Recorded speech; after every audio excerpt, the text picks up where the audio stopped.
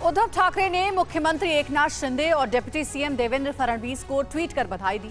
NCP chief Sharad Pawar ने आयकर विभाग के नोटिस को लव लेटर कहा।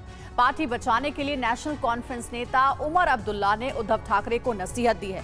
कांग्रेस नेता जयराम रमेश ने महाराष्ट्र में सरकार बनने को लोकतंत्र के लिए शर्मनाक करार दिया और आरपीआई चीफ रामदास अठावले ने अपनी पार्टी के लिए शिंदे कैबिनेट में जगह मांगी है। महाराष्ट्र के सियासी घमासान से जुड़ी तमाम बड़ी खबरें देखिए महाराष्ट्र टॉप 9।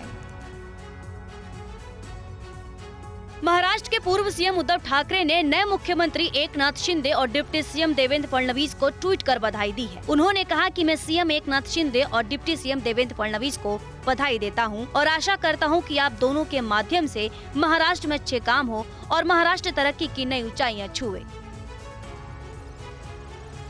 एनसीपी प्रमुख शरद पवार ने कहा कि मैं एकनाथ शिंदे को उनकी नई जिम्मेदारी के लिए बधाई देता हूं। उन्होंने इतनी बड़ी संख्या में विधायकों को गुवाहाटी ले जाने की ताकत दिखाई। उन्होंने लोगों को शिवसेना छोड़ने के लिए प्रेरित किया। मुझे नहीं पता कि ये पहले हुआ था नहीं, लेकिन ये बिना तैयारी के नहीं हो सकता। पवार ने कहा कि मुझे उम्मीद है कि वो सभी विभागों के मुद्दों को हल करने के लिए काम करेंगे।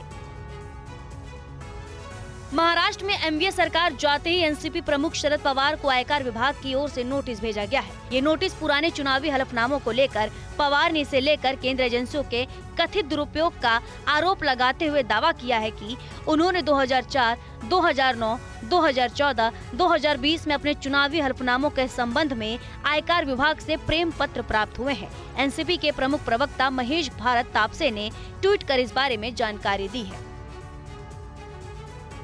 शिंदे गुट के विधायक दीपक केसरकर ने कहा कि हिंदुत्व को मानने वाली दो पार्टियां अलग हो गई थी, फिर से एक साथ जुड़ गई हैं। हमारे 50 साथियों का इसमें अहम योगदान है। वो चाहते थे कि शिंदे साहब को एक बार मुख्यमंत्री पद मिलना चाहिए। बीजेपी ने इस फैसले को मंजूर किया। 106 विधायक होने के बावजूद बीजेपी ने शिंदे को सीएम बनाने का फैसला लेकर बड़ा दिल दिखाया है।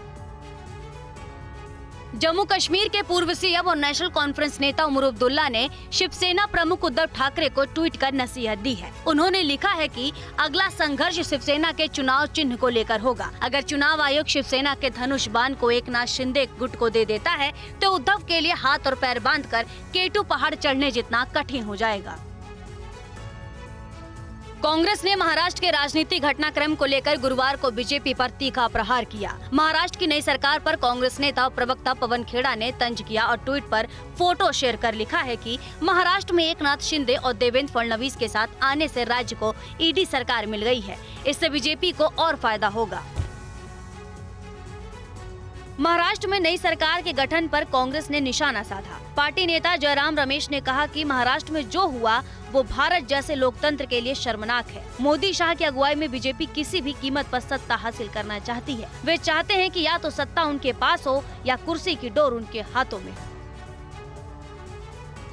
एकनाथ शिंदे के महाराष्ट्र के 20वें मुख्यमंत्री पद की शपथ लेने के बाद देश भर से कई नेताओं ने अलग अलग प्रतिक्रियाएं दी हैं। केंद्रीय मंत्री रामदास अठावले ने मांग की कि उनकी party Republican party of India को भी शिंदे की अगुवाई वाली सरकार में जगह दी जाए। इसके अलावा उन्होंने कहा कि उन्हें उम्मीद थी कि शिवसेना की अगुवाई वाली एनडीए सरकार गिरने के बाद बीजेपी नेता देवेंद्र फडणवीस मुख्यमंत्री पद की शपथ लेंगे। महाराष्ट्र में शिवसेना सांसद और पार्टी के मुख्य प्रवक्ता संजय राउत को आज ईडी के सामने पेश होना है। प्रवर्तन निदेशालय ने मुंबई की एक चौल के रीडेवलपमेंट और उनकी पत्नी के अलावा दोस्तों के अन्य फाइनेंशियल ट्रांजैक्शन से जुड़े मनी लॉन्ड्रिंग मामले की जांच में पूछताछ के लिए सुबह 11 बजे तलब किया है।